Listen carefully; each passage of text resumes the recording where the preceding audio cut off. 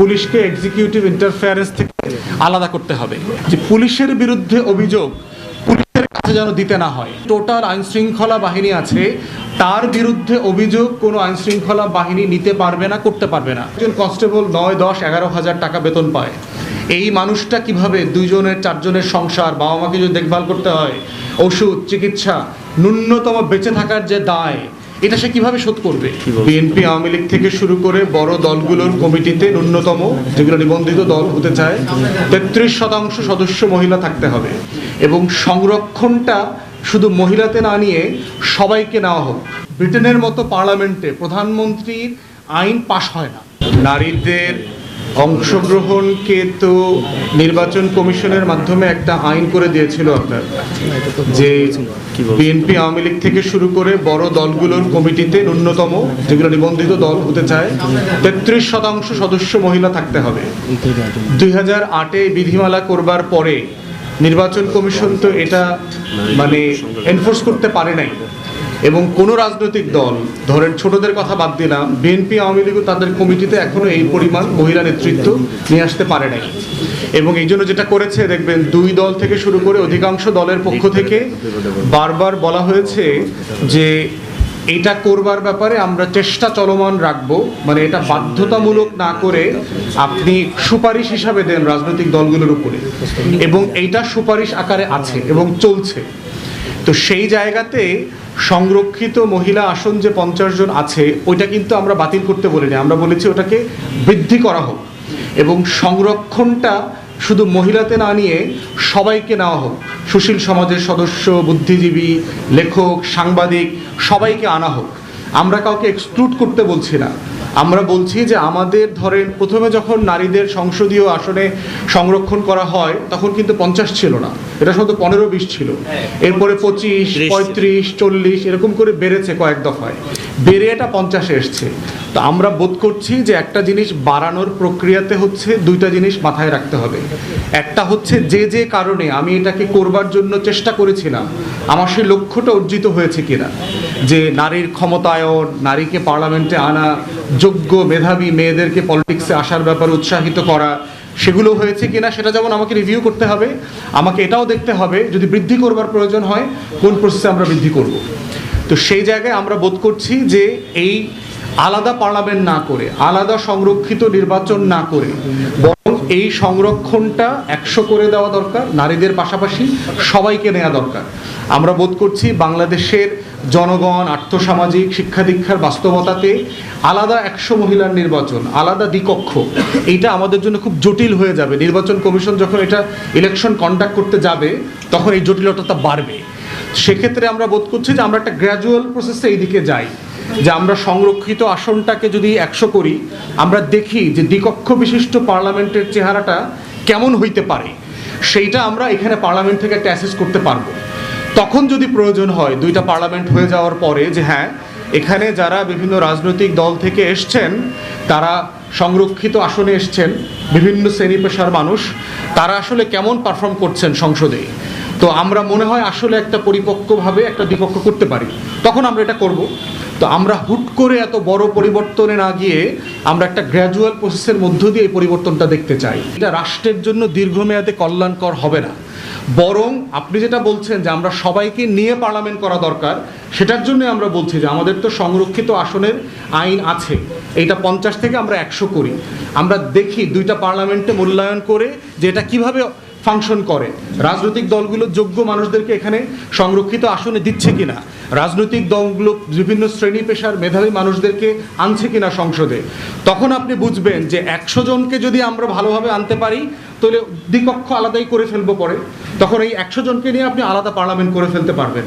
কিন্তু এই মুহূর্তে এটা আমাদের জন্য আইন প্রক্রিয়া এবং সার্বিক বিবেচনায় অনেক জটিল হয়ে যাবে। যে রাজনৈতিক দলের জায়গা থেকে তর্ক, আলাপ, বিতর্ক এটা চলবে, আরও বেটার আর্গুমেন্ট আমরা চাই। আমাদের থেকেও যদি অন্য কারো আরও পাওয়ারফুল বেটার আর্গুমেন্ট থাকে, অবশ্যই সেটা আমরা বিবেচনা করব।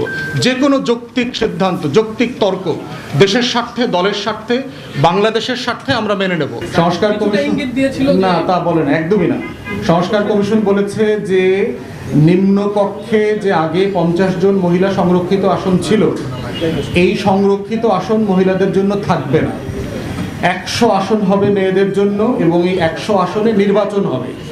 সরাসরি সারা বাংলাদেশের মানুষ ভোট দিয়ে 100 নারী সংসদ সদস্য নির্বাচিত করবেন। আর দ্বিতীয়ত বলেছেন যে দ্বিকক্ষ থাকবে। প্রথম কক্ষে, নিম্ন কক্ষে কোন দল কত শতাংশ হারে ভোট পাচ্ছেন সেই শতাংশের হারে উচ্চ কক্ষে ওই দলের প্রতিনিধিদেরকে মনোনয়ন দেয়া হবে। এইটা হচ্ছে নির্বাচন কমিশন বলেছে। আমরা যারা ইংল্যান্ডে পড়াশোনা করেছি, দ্বিকক্ষে পার্লামেন্টে আইন পাশের যে প্রসেস, এটা এত জটিল, এটা আপনাদেরকে আরেকদিন প্রেস কনফারেন্স করে আমাকে প্রয়োজনে বুঝাই দিব আর কি। এটা এত জটিল যে ব্রিটেনের মতো পার্লামেন্টে প্রধানমন্ত্রীর আইন পাশ হয় না, বছরের পর বছর, 3 বছর, 6 বছর, 7 বছর ধরে আইন ডেডলক হয়ে আছে। তো এই জটিলতা আমরা জানি বলে বুঝতেছি যে বাংলাদেশে এটা প্র্যাকটিক্যাল হবে না। এই জন্য এই জটিলতাটা অ্যাডভান্স প্রিয়াম করতে পারছি। দ্বিতীয়ত, ইলেকশন প্রসেসটা ফেয়ার হবে না এই জায়গাগুলোতে, কারণ দলগুলো যাদেরকে মনোনয়ন দেয়, এই প্রসেসে যেটা হবে, দ্বিকক্ষ বিশিষ্ট পার্লামেন্টটা পুনর্বাসন কেন্দ্রে পরিণত হবে। আপনারা জানেন যে একটা আসনে বড় বড় রাজনৈতিক দলের 5 জন, 7 জন, 10 জন এমপি হইতে চায় একজন একটা আসনে। তখন রাজনৈতিক দলগুলো যেটা করবে যে আমার হাতে তো 100 আছে, রিজার্ভ আছে, আমি একজনকে নিম্নকক্ষে দিব আর 2 জনকে ওখানে পুনর্বাসন করে দেব। থার্ড যেটা হবে, এই দ্বিকক্ষে আপনার পেশাজীবী সংগঠনগুলোর মাধ্যমে আমার প্রত্যেকটা প্রতিষ্ঠান এত বেশি পলিউটেড হবে, ডাক্তার, ইঞ্জিনিয়ার, আইনজীবী, প্রত্যেকটা প্রতিষ্ঠান থেকে যখন আপনি নাগরিক সমাজের প্রতিনিধি আনতে চাইবেন, তখন আসলে আমার নাগরিক সমাজ বিলুপ্ত হয়ে যায় বাংলাদেশে কোনো শিক্ষিত সিভিল সোসাইটি থাকবে না। যেভাবে আওয়ামী লীগ গত 16 বছরে বাংলাদেশে নিরপেক্ষ জিনিস বলতে সবকিছু মুছে দিয়েছে। কমিশনের এখতিয়ার ছিল হচ্ছে দলগুলো থেকে এই বিষয়ে কার কি প্রস্তাবনা আছে সেটা তারা নিয়েছে। এই আশ্বাসের আলোচনা হচ্ছে পলিটিক্যাল ডিসকাশন। অন্তর্বর্তীকালীন সরকার রাজনৈতিক দল অংশীজনের সাথে কথা বলে তারা ঠিক করবে কতটুকু তারা সংস্কার করবে, কতদিনে করবে, এই আমলে করবে না পরবর্তী রাজনৈতিক দল ক্ষমতায় আসলে করবে। এই আলোচনাটা ফেব্রুয়ারি থেকে চলমান হবে। একাত্মতা ঘোষণা করতে আসেন নাই, এসছেন যে আমাদের এখানে নতুন কাউন্সিলের মাধ্যমে নতুন কমিটি নির্বাচিত হয়েছে। জাকের পার্টির সেক্রেটারি জনাব শামীম হায়দার ভাইয়ের নেতৃত্বে একটা প্রতিনিধি দল এসছেন 6 জনের। ওনারা আমাদেরকে মেইনলি শুভেচ্ছা জানাতে এসেছেন, আর শুভেচ্ছা জানানোর অংশ হিসাবে চলমান রাজনৈতিক প্রক্রিয়া, সংস্কার, ঐক্য, ফিউচারে একসাথে কাজ করার সুযোগ আছে কিনা, কোন কোন জায়গাতে আমরা কাজ করতে পারবো, এই ধরনের আলোচনা হয়েছে আর কি। পোশাক তো বহুবার পরিবর্তন হয়েছে বাংলাদেশে, পুলিশের, র্যাবের, বিডিআরের, বিজিবির, সশস্ত্র বাহিনীর, খাইসলত তো পরিবর্তন হয় নাই। গুম, খুন, মানবাধিকার লঙ্ঘন, হাজার হাজার মানুষের গণহত্যা, লাশের মিছিল বানানো, গণকবর দেয়া, যা যা কারণে বাংলাদেশ রাষ্ট্র স্বাধীন হয়েছিল তার প্রত্যেকটা কারণ লঙ্ঘিত হয়েছে আইনশৃঙ্খলা বাহিনীর হাতে গত 16 বছর, গোয়েন্দা সংস্থা সহ। বাংলাদেশের পুলিশের সংস্কার নিয়ে ইতিমধ্যে আমরা ব্যক্তিগতভাবে বিভিন্ন ফোরামে কথা বলেছি। আমরা বোধ করছি যে পুলিশ সংস্কার কমিশন যে রিপোর্ট দিয়েছেন, তারা স্যাডলি আমাদের কাছে কোনো চিঠিপত্র লেখেন নাই, তারা আমাদের কোনো পরামর্শ চান নাই। ওনারা আমাদেরকে বোধ করেন নাই যে রাজনৈতিক দল আকারে আমাদের কোনো মতামত নেওয়া দরকার ছিল, যেটা খুবই দুঃখজনক। পুলিশের সংস্কারের বিষয়ে মোদ্দা কথা হচ্ছে যে পুলিশকে এক্সিকিউটিভ ইন্টারফেয়ারেন্স থেকে আলাদা করতে হবে। আপনার নির্বাহী হুকুমের মাধ্যমে পুলিশকে যেভাবে মিসইউজ করা হয়েছে এটা বন্ধ করা দরকার। দ্বিতীয়ত হচ্ছে যে পুলিশের একটা জবাবদিহিতার জায়গা করা দরকার, যে কারণে আমরা বহুবার বলেছি যে ইন্ডিপেন্ডেন্ট পুলিশ কমপ্লেন্টস কমিশন করতে হবে। বিভিন্ন ইউরোপিয়ান ওয়েস্টার্ন কান্ট্রিগুলোতে আছে যে পুলিশের বিরুদ্ধে অভিযোগ পুলিশের কাছে যেন দিতে না হয়, র্যাবের বিরুদ্ধে, গোয়েন্দা সংস্থার বিরুদ্ধে, সশস্ত্র বাহিনী, বিজিবি, এই যে টোটাল আইনশৃঙ্খলা বাহিনী আছে তার বিরুদ্ধে অভিযোগ কোনো আইনশৃঙ্খলা বাহিনী নিতে পারবে না, করতে পারবে না। এটা ইন্ডিপেন্ডেন্ট বডি লাগবে তার বিরুদ্ধে অভিযোগ করবার জন্য, তার তদন্ত করবার জন্য আলাদা বডি লাগবে। এই জন্য আমরা বরাবর আগের মতোই বলেছি যে ইন্ডিপেন্ডেন্ট পুলিশ কমপ্লেন্টস কমিশন করতে হবে। এই কমিশন পুলিশের জবাবদিহিতা নিশ্চিত করবে এবং বিচার ট্রাইব্যুনাল করবে প্রয়োজনে। থার্ড হচ্ছে আমরা বলেছি পুলিশের বেতন ভাতা, তারপরে সুযোগ সুবিধা বাড়ানোর প্রশ্ন। দেখেন একজন কনস্টেবল 9, 10, 11 হাজার টাকা বেতন পায়। এই মানুষটা কিভাবে 2 জনের 4 জনের সংসার, বাবা মাকে যদি দেখভাল করতে হয়, ওষুধ, চিকিৎসা, ন্যূনতম বেঁচে থাকার যে দায়, এটা সে কিভাবে শোধ করবে? তাহলে রাষ্ট্র এমন একটা ফোর্স তৈরি করেছে, তার এমন একটা বেতন কাঠামো তৈরি করেছে, যেই কাঠামোটা তাকে আসলে অসৎ জীবনযাপন করতে বাধ্য করছে। অতএব এই সুযোগ সুবিধা বাড়াতে হবে। ফোর্থ বলেছি যে আপনার ম্যানুয়াল পরিবর্তন করতে হবে, পুলিশের রিক্রুটমেন্ট, পুলিশের ট্রেনিং, পুলিশের যে বিধিমালা আছে, কোড অফ কন্ডাক্ট আছে, এই ব্রিটিশ কলোনিয়াল মেথড থেকে বের করে এনে একটা স্বাধীন সার্বভৌম রাষ্ট্রের পুলিশ প্রশাসন কিভাবে হওয়া দরকার সেটা আলাদা ম্যানুয়াল দরকার। রিক্রুটমেন্ট প্রসেসে দেখেন, একটা মানুষকে যদি 10, 15, 20, 25 লাখ টাকা দিয়ে ঘুষ দিয়ে পুলিশের কনস্টেবল হইতে হয়, এসআই হইতে হয়, এই লোকটা টাকাটা উদ্ধার কিভাবে করবে? আপনারা নয় প্রেসের কার্ড ব্যবহার করেন, আপনার মোটরসাইকেল থামায় না, গাড়ি থামায় না, কিন্তু সাধারণ মানুষের তো গাড়ি থামায় ফেলে। থামায়া বলে 2,500 টাকার মামলা দিব না, আপনি 1,000 টাকা দিবেন। মোটরসাইকেলের জন্য 500 টাকা দিবেন না 2,000 টাকার মামলা দিব। তো সবাই আপনারা দেখবেন যে প্রত্যেক আপনার ট্রাফিকের ভিতরে তাদের আলাদা হচ্ছে রিমান্ড রুম আছে, প্রত্যেকটা একটা ডিবি অফিস কায়েম করছে দেখবেন চৌমাথার মধ্যে মধ্যে। এই ডিবি অফিসে আপনাকে রিমান্ডে নিয়ে যায় মোটরসাইকেলের ড্রাইভারকে, তারপরে পুলিশের এই অন্যান্য গাড়ির ড্রাইভারদেরকে নিয়ে রিমান্ডে নিয়ে তারপরে বিকাশে নগদে চালাচালি হয়। এই চালান দিয়ে গাড়ি ছাইড়া দেয় অথবা গাড়ির লাইসেন্স জব্দ করা হয়। কেন করবে না সে? বাস্তবতাটা দেখেন, তার জীবনের বাস্তবতাটা, রোদে শীতে বৃষ্টিতে সে যে জীবনযাপন করে, এর মধ্যেও ভালো মানুষ আছে। আমরা বলেছি যে পুলিশের সার্চ এবং রিমান্ড কালচারে অনেক বেশি আপনার ট্রান্সপারেন্ট হওয়া দরকার। আপনারা বাহিরে মুভিতে দেখেছেন, বাহিরের পুলিশে দেখেছেন বডি ক্যাম ব্যবহার করে, ক্যামেরা থাকে বুকের উপরে, হেলমেটের উপরে, টোটাল কনভারসেশন, তার কমিউনিকেশন, কি করছে, কি বলছে, সবগুলো রেকর্ডেড থাকে এবং এগুলোই পুলিশের কাছে এভিডেন্স আকারে যায়। পুলিশের কাজের ভিতরে আলাদা আলাদা বিভাগীকরণ করা দরকার। আপনার জজ কোর্টে গেলে দেখবেন যে পুলিশ মোটামুটি জাজের পরে সেই বিচার আচার চালাইতেছে, কোথায় বেইল হবে, কোথায় রিমান্ড, কয়দিন দিবে, কাগজপত্র কোথায়, সাক্ষী কোথায়, টোটাল ক্রিমিনাল প্রসিডিংস থেকে পুলিশকে সরায় ফেলতে হবে।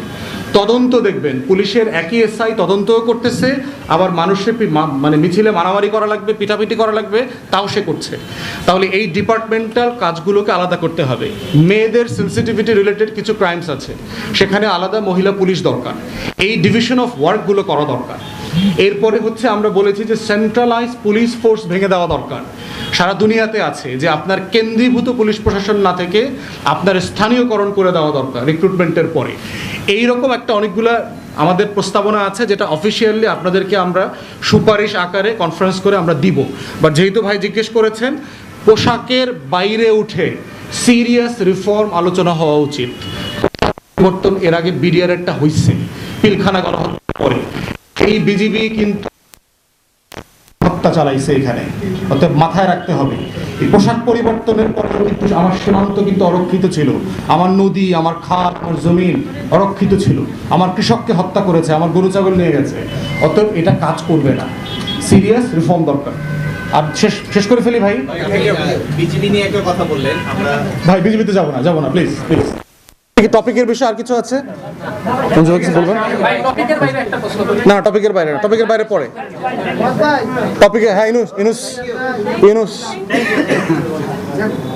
আপনার এই সংবিধানের সংশোধনের ক্ষেত্রে যেটা আপনার যেটা বলতেছেন, এটা জনগণতন্ত্র, জনসংখ্যাটার গণতন্ত্র, এটা মানে খারাপ নাকি? এটার সাথে আবার অনেকে বলে যে জনগণতন্ত্র গণতন্ত্রের মধ্যে পার্থক্যটা কি? জনগণ তো মানুষ, জন বলতে আসলে ওই শুধু মানুষকে বোঝানো হচ্ছে আর কি, নাগরিকদেরকে বোঝানো হচ্ছে। আর গণতন্ত্র হচ্ছে রাষ্ট্রের কাঠামো বোঝানো হচ্ছে, যে এমন একটা দেশ যে মানুষের জনগণ নাগরিকরা গণতান্ত্রিক প্রক্রিয়ায় রাষ্ট্র তৈরি করবার চেষ্টা করছে।